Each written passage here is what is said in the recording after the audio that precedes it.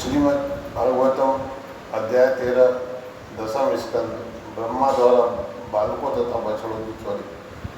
श्री सुखदेव गोस्वामी ने कहा, हे भक्त शिरोमणि, परम भाग्यशाली परीक्षित, तुमने बहुत सुंदर प्रश्न किया है, क्योंकि भगवान की लीलाओं को निरंतर सुनने पर भी तुम उनके कार्यों को नित्य नूतन रूप में अनुभव कर रहे हो। जीवन सार को स्वीकार करने वाले परमहंस भक्त अपने अंतःकरण से कृष्ण के लिए प्रति अनुरक्त होते हैं और कृष्ण ही उनके जीवन के लक्ष्य रहते हैं। प्रतिक्षण कृष्ण की ही चर्चा करना उनका स्वभाव होता। मानो ये कथाएं नित्य नूतन हो। वे इन कथाओं के प्रति उसी तरह अनुरक्त रहते हैं जिस तरह भौतिकतावादी लोग स्त्रियों तथा विषय वासना की चर्चाओं में रस लेते हैं। ये राजन, मेरी बात ध्यानपूर्वक सुने।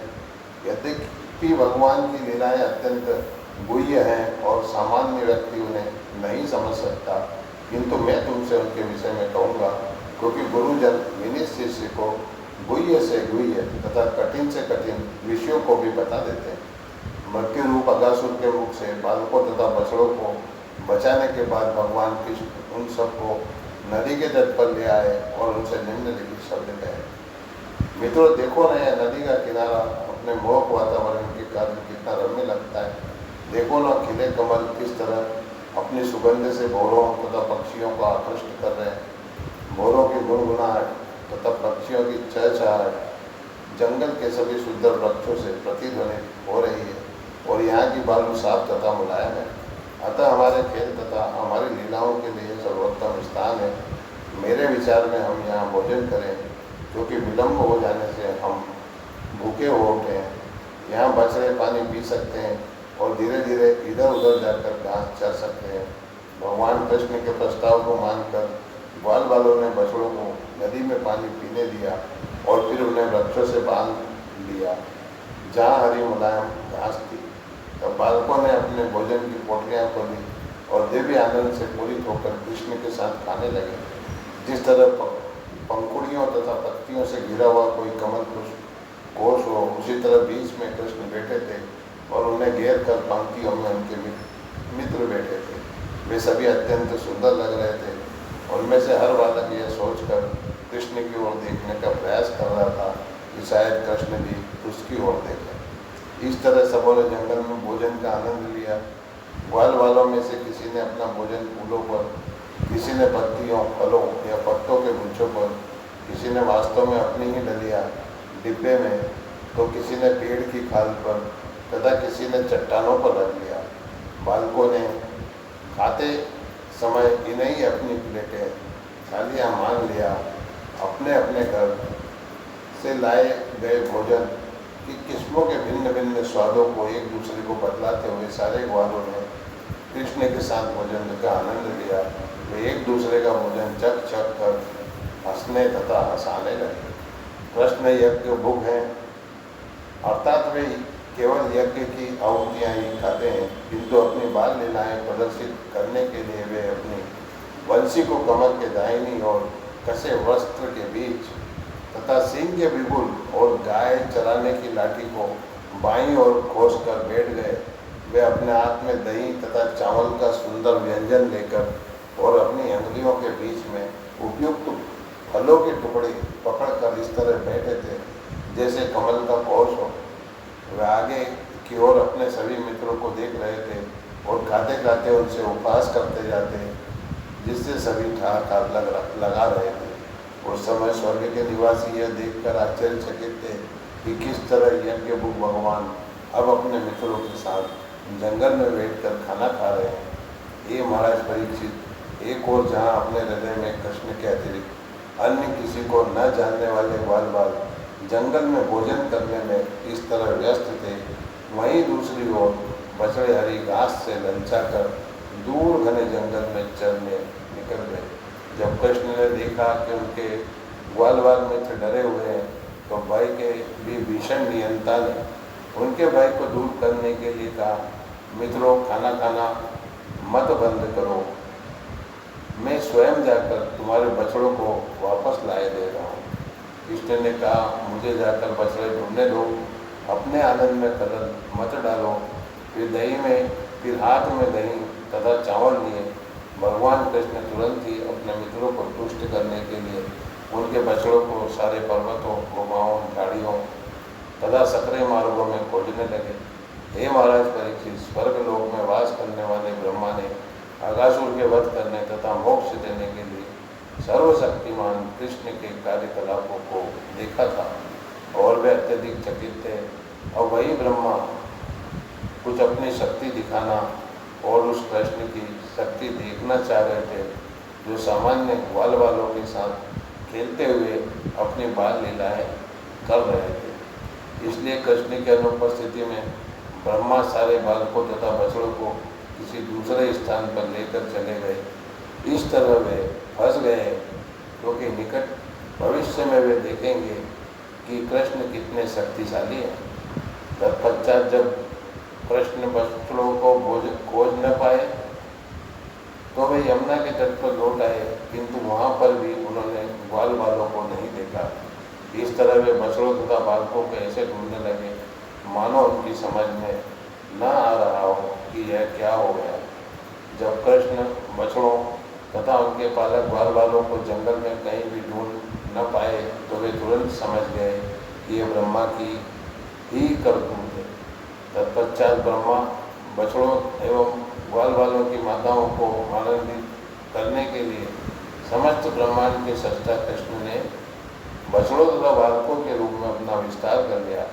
अपने वासुदेव रूप में कृष्ण ने खोए हुए ग्वाल बालकों तथा बछड़ों की जितनी संख्या थी उतने ही वैसे ही शारीरिक स्वरूपों, उसी तरह के हाथों, पाँवों तथा अन्य अंगों वाले, उनकी लाठियों, तुरहियों तथा वंशियों, उनके भोजन के छीकों, विभिन्न प्रकार से पहनी हुई उनकी विशेष वेशभूषाओं तथा गहनों, उनके नामों, उम्रों तथा विशेष कार्यकलापों एवं गुणों से युक्त स्वरूपों में अपना विस्तार कर लिया।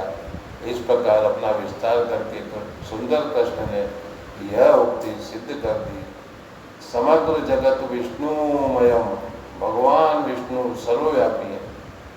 इस तरह अपना विस्तार करने के बाद जिससे वे सभी बछड़ों तथा बालकों की तरह लगे और साथ ही उनके अगुआ भी लगे, कृष्ण ने अब अपने पिता नंद महाराज की ब्रजभूमि में इस तरह प्रवेश किया जिस तरह वे उन सबके साथ आनंद मनाते हुए सामान्यतया किया करते थे। हे महाराज परीक्षित, जिन कृष्ण ने अपने को विभिन्न बछड़ों तथा भिन्न भिन्न ग्वाल वालों में विभक्त कर लिया था, वे अब बछड़ों के रूप में विभिन्न गौशालाओं में और बालकों के रूपों में विभिन्न घरों में गए। बालकों की माताओं ने अपने अपने पुत्रों की वंशियाँ तथा बिगुलों की ध्वनि सुनकर अपना गृह कार्य छोड़कर उन्हें गोद में उठा लिया और उनका आलिंगन किया। प्रगाढ़ प्रेम के कारण, विशेष रूप से कृष्ण के प्रति प्रेम के कारण स्तनों से बह रहा दूध वे उन्हें पिलाने लगी। वस्तुतः कृष्ण सर्वस्व हैं, लेकिन उस समय अत्यधिक स्नेह व्यक्त करती हुई वे परब्रह्म कृष्ण को दूध पिलाने में विशेष आनंद का अनुभव करने लगी और कृष्ण ने उन माताओं का क्रमशः दूध पिया मानो वो अमृतमय पेय हो। तत्पश्चात ही महाराज परीक्षित अपनी लीलाओं के कार्यक्रमानुसार कृष्ण शाम को लौटते हुए हर ग्वाल बाल के घर में प्रवेश करते और असली बच्चों की तरह कार्य करते, जिससे उनकी माताओं को दिव्य आनंद प्राप्त होता।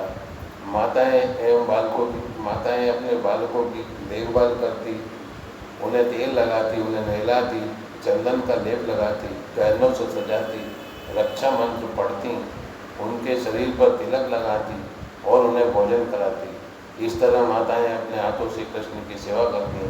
तत्पश्चात सारी गौएं अपने घरों में घुसती और बछड़ों को बुलाने के लिए जोर से दमाने लगती। जब बछड़े आ जाते तो माताएं उनके शरीरों को बारंबार चाटती और उन्हें प्रचुर दूध पिलाती। प्रारंभ से ही गोपियों का कृष्ण के प्रति मातृव्रत स्नेह था। कृष्ण के प्रति उनका यह स्नेह अपने पुत्रों के प्रति स्नेह से भी अधिक था। इस तरह अपने स्नेह प्रदर्शन में वे कृष्ण तथा अपने पुत्रों में भेद बरतती थी, किंतु अब वह भेद दूर हो चुका था। यद्यपि ब्रजभूमि के सारे निवासियों, ग्वालों तथा गोपियों में पहले से ही कृष्ण के लिए अपने निजी पुत्रों से अधिक स्नेह था, किंतु अब एक वर्ष तक उनके अपने पुत्रों के प्रति यह स्नेह लगातार बढ़ता ही गया, क्योंकि अब कृष्ण उनके पुत्र बन चुके थे। अब अपने पुत्रों के प्रति, जो कि कृष्ण ही थे, उनके प्रेम की वृद्धि का कोई वारा पार न था। नित्य ही उन्हें अपने पुत्रों से कृष्ण जितना प्रेम करने की नई प्रेरणा प्राप्त हो रही थी। इस तरह ग्वाल बालों तथा बछड़ों का समूह बना लेने के बाद भगवान श्री कृष्ण अपने को उसी रूप में बनाए रहे। वे उसी प्रकार से वृंदावन तथा जंगल दोनों ही जगहों में 1 वर्ष तक अपनी लीलाएं करते रहे। एक दिन जबकि 1 वर्ष पूरा होने में भी 5-6 रातें शेष थी, कृष्ण बलराम सहित बछड़ों को चराते हुए जंगल में प्रविष्ट हुए। तत्पश्चात गोवर्धन पर्वत की चोटी पर चढ़ती हुई गौओं ने हरी घास खोजने के लिए नीचे देखा, तो उन्होंने अपने बछड़ों को वृंदावन के निकट चरते देखा, जो अधिक दूरी पर नहीं था। जब गायों ने गोवर्धन पर्वत की चोटी से अपने अपने बछड़ों को देखा, तो वे अधिक स्नेहवश अपने आप को तथा अपने चराने वालों को भूल गई और दुर्गम मार्ग होते हुए भी वे अपने बछड़ों की ओर अति चिंतित होकर दौड़ी, मानो वे 2 पाँवों से ही दौड़ रही हो। उनके तन से दूध बह रहा था, सिर तथा पूंछें उठी हुई थी और उनके लीले कुबड़ गर्दन के साथ साथ हिल रहे थे। वे तब तक तेजी से दौड़ती रही जब तक वे अपने बच्चों के पास दूध पिलाने पहुंच नहीं गई। गौओं ने नए बछड़ों को जन्म दिया था, किंतु गोवर्धन पर्वत से नीचे आते हुए अपने पुराने बछड़ों के लिए अतीव स्नेह के कारण इन्हीं बछड़ों को अपने तन का दूध पीने दिया। वे चिंतित होकर उनका शरीर चाटने लगी, मानो उन्हें निगल जाना चाहती हो। गौओं को उनके बछड़ों के पास जाने से रोकने में असमर्थ वाले लज्जित होने के साथ साथ क्रुद्ध भी हुए। उन्होंने बड़ी कठिनाई से दुर्गम मार्ग पार किया, किंतु जब वे नीचे आए और अपने अपने पुत्रों को देखा, तो वे अत्यधिक स्नेह से अभिभूत हो गए। उस समय ग्वालों के सारे विचार अपने अपने पुत्रों को देखने से उत्पन्न वात्सल्य प्रेम रस में विलीन हो गए। अत्यधिक आकर्षण का अनुभव करने से उनका क्रोध चूमंतर हो गया। उन्होंने अपने पुत्रों को उठाकर बाहों में भरकर आलिंगन किया और उनके सिरों को सूंघकर सर्वोच्च आनंद प्राप्त किया। अत्यंत क्रोध वाले अपने पुत्रों के आलिंगन से अत्यंत तुष्ट होकर बड़ी कठिनाई और अनिच्छा से उनका आलिंगन धीरे धीरे छोड़कर जंगल लौट आए। किंतु जब उन्हें अपने पुत्रों का स्मरण हुआ, तो उनकी आंखों से आंसू लुढ़क आए। स्नेहाधिक्य के कारण गौओं को उन बछड़ों से भी निरंतर अनुराग था, जो बड़े होने के कारण उनका दूध पीना छोड़ चुके थे।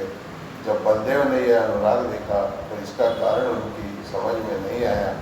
अतः वे इस प्रकार सोचने लगे, यह विचित्र घटना क्या है। सभी ब्रजवासियों का मुझ समय इन बालकों तथा बछड़ों के प्रति अपूर्व प्रेम उसी तरह बढ़ रहा है, जिस तरह सब जीवों के परमात्मा भगवान कृष्ण के प्रति हमारा प्रेम बढ़ता है। यह योग शक्ति कौन है और कहाँ से आई है? क्या वह देवी है या कोई राक्षसी है? अवश्य वह मेरे प्रभु कृष्ण की माया होगी, क्योंकि उसके अतिरिक्त मुझे और कौन हो सकता है। इस प्रकार सोचते हुए बलराम अपने दिव्य ज्ञान के चक्षुओं से देख सके कि ये सारे बछड़े तथा कृष्ण के साथी श्री कृष्ण के ही अंश हैं। भगवान बलदेव ने कहा, हे परम नियंता, ये बालक महान देवता नहीं है, न ही ये बछड़े नारद जैसे महान ऋषि हैं। अब मैं देख सकता हूँ कि तुम ही अपने को नाना प्रकार के रूप में प्रकट कर रहे हो। एक होते हुए भी तुम बछड़ों तथा बालकों के विविध रूपों में विद्यमान हो। कृपा करके मुझे यह विस्तार से बतलाओ।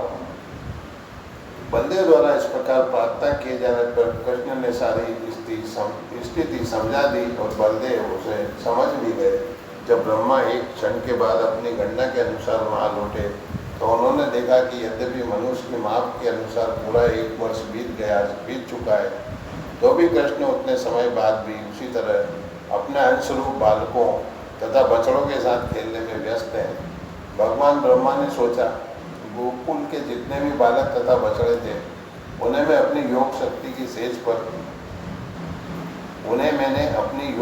की सेज पर सुला रखा है और आज के दिन तक वे जगे नहीं हैं। यद्यपि पूरे 1 वर्ष तक कृष्ण के साथ उतने ही बालक तथा बछड़े खेलते रहे, फिर भी ये मेरी योग शक्ति से मोहित बालकों से भिन्न है। ये कौन है? ये कहाँ से आए। इस तरह दीर्घ काल तक विचार करते करते भगवान ब्रह्मा ने उन दो प्रकार के बालकों में अंतर जानने का प्रयास किया जो एक दूसरे से पृथक रह रहे थे। वे यह जानने का प्रयास करते रहे कि कौन असली है और कौन नकली है, किंतु वे कुछ भी नहीं समझ पाए।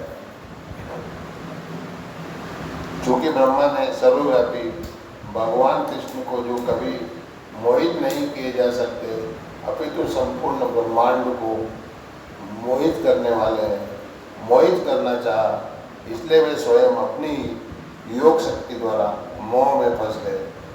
जिस तरह अंधेरी रात में बर्फ का अंधेरा तथा दिन के समय जुगनू के प्रकाश का कोई महत्व नहीं होता, उसी तरह निकृष्ट व्यक्ति की योग शक्ति महान शक्तिशाली व्यक्ति के विरुद्ध प्रयोग किए जाने पर कुछ भी नहीं कर पाता, उल्टे उस निकृष्ट व्यक्ति की शक्ति कम हो जाती है। जब ब्रह्मा देख रहे थे तो तुरंत ही सारे बछड़े तथा उन्हें चराने वाले बालक नीले बादलों के रंग वाले स्वरूप में पीले रेशमी वस्त्र पहने हुए प्रकट होने लगे।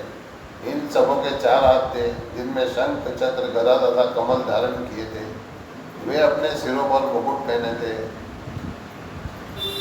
उनके कानों में कुंडल और गलों में जंगली फूलों के हार थे। उनके वक्ष स्थलों के दाहिनी ओर के ऊपरी भाग में लक्ष्मी का चिन्ह था। वे अपनी बाहों में बाजूबंद शंख जैसी 3 रेखाओं से अंकित, गलों में कौस्तुभ मणि तथा कलाइयों में कंगन पहने थे। उनके टखनों में पाजेब थी, पाँवों में आभूषण और कमर में पवित्र करदनी थी। वे सभी अत्यंत सुंदर लग रहे थे। पाँव से लेकर सिर तक उनके शरीर के सारे अंग तुलसी दल से बने ताजे मुलायम हारों से पूरी तरह सज्जित थे, जिन्हें पुण्य कर्मों श्रवण तथा कीर्तन द्वारा भगवान की पूजा में लगे भक्तों ने अर्पित किया था। वे विष्णु रूप जो चंद्रमा के बढ़ते हुए प्रकाश के तुल्य थे, अपनी शुद्ध मुस्कान तथा अपनी लाल लाल आँखों की तिरछी चितवन के द्वारा अपने भक्तों की इच्छाओं को मानो रजोगुण एवं तमोगुण से उत्पन्न करते तथा पालते थे। चतुर्मुख ब्रह्मा से लेकर क्षुद्र से क्षुद्र जीव, चाहे वह चर हो या अचर, सबों ने स्वरूप प्राप्त कर रखा था और वे अपनी क्षमताओं के अनुसार नाच तथा गायन जैसी पूजा विधियों से उन विष्णु मूर्तियों की अलग अलग पूजा कर रहे थे। वे सारी विष्णु मूर्तियाँ अणिमा इत्यादि सिद्धियों, अजा इत्यादि योग सिद्धियों तथा महत्त्व आदि सृष्टि के 24 तत्वों से घिरी हुई थी। तब भगवान ब्रह्मा ने देखा कि काल, स्वभाव, संस्कार, काम, कर्म तथा गुण ये सभी अपनी स्वतंत्रता होकर पूर्णतया भगवान की शक्ति के अधीन होकर स्वरूप धारण किए हुए थे और उन विष्णु मूर्तियों की पूजा कर रहे थे।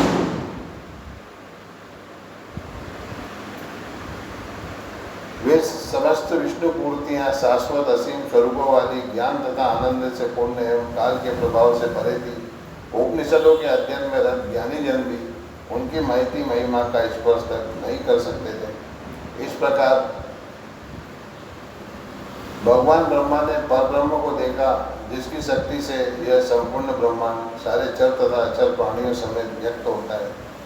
उन्होंने उसी के साथ ही साथ सारे बछड़ों तथा बालकों को भगवान के अंशों के रूप में देखा। उन विष्णु मूर्तियों की तेज शक्ति से ब्रह्मा की 11 इंद्रियां आश्चर्य से क्षुब्ध तथा दिव्य आनंद से स्तब्ध हो चुकी थी, अतः वे मौन हो गए, मानो ग्राम्य देवता की उपस्थिति में किसी बच्चे की मिट्टी की बनी गुड़िया हो।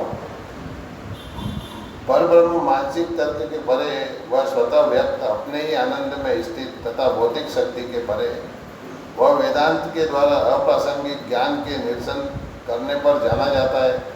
इस तरह जिस भगवान की महिमा विष्णु के सभी चतुर्भुज स्वरूपों की अभिव्यक्ति से प्रकट हुई थी, उससे सरस्वती के प्रभु ब्रह्मा जी मोहित थे। उन्होंने सोचा यह क्या है और उसके बाद वे देख भी नहीं पाए। तब भगवान कृष्ण ने ब्रह्मा की स्थिति समझते हुए तुरंत ही अपनी योग माया का पर्दा हटा दिया। तब ब्रह्मा की बाह्य चेतना वापस लौटी और वे इस तरह उठ खड़े हुए मानो मृत व्यक्ति जीवित हो उठा हो। बड़ी मुश्किल से अपनी आंखें खोलते हुए उन्होंने अपने सहित ब्रह्मांड को देखा। तब सारी दिशाओं में देखने पर भगवान ब्रह्मा ने तुरंत अपने समक्ष वृंदावन देखा, जो उन वृक्षों से पूरित था, जो निवासियों की जीविका के साधन थे और सारी ऋतुओं में समान रूप से भी लगने वाले। वृंदावन भगवान का दिव्य धाम है, जहाँ न भूख है, न क्रोध, न प्यास। यद्यपि मनुष्यों तथा हिंस पशुओं में स्वाभाविक वैर होता है, किंतु वे यहाँ दिव्य मैत्री भाव से साथ साथ रहते हैं। तब भगवान ब्रह्मा ने उस ब्रह्म परम सत्य को, जो अद्वय ज्ञान से पूर्ण है और असीम है, ग्वालों के परिवार में बालक वेश धारण करके पहले की तरह हाथ में भोजन का कौर लिए बछड़ों को तथा अपने ग्वाल मित्रों को खोजते हुए एकांत में खड़े देखा। यह देखकर ब्रह्मा तुरंत अपने वाहन हंस से नीचे उतरे और भूमि पर सोने के दंड के समान गिरकर भगवान कृष्ण के चरण कमलों का स्पर्श अपने सिर में धारण किए हुए चारों मुकुट के अग्रभाग सरों से किया। उन्होंने नमस्कार करने के बाद अपने हर्ष अश्रुओं के जल से कृष्ण के चरण कमलों को नहला दिया। काफी देर तक भगवान कृष्ण के चरण कमलों पर बारंबार उठते हुए और फिर नमस्कार करते हुए ब्रह्मा ने भगवान की उस महानता का पुनः पुनः स्मरण किया जिसे उन्होंने अभी अभी देखा था। तब धीरे धीरे उठते हुए और अपनी दोनों आंखें पोंछते हुए ब्रह्मा ने मुकुंद की ओर देखा, फिर अपना सिर नीचे झुकाए मन को एकाग्र किए तथा कंपित स्वर से वे लड़खड़ाती वाणी से विनयपूर्वक भगवान कृष्ण की प्रशंसा करने लगे। इस प्रकार श्रीमद् भागवतम दशम स्कंद अध्याय 13 ब्रह्मा द्वारा बालकों तथा बछड़ों की चोरी नामक अध्याय के भक्ति वेदांत श्लोकार्थ पूर्ण हुए। हरे कृष्ण कृष्ण कृष्ण हरे हरे, हरे राम राम राम हरे हरे, हरे कृष्ण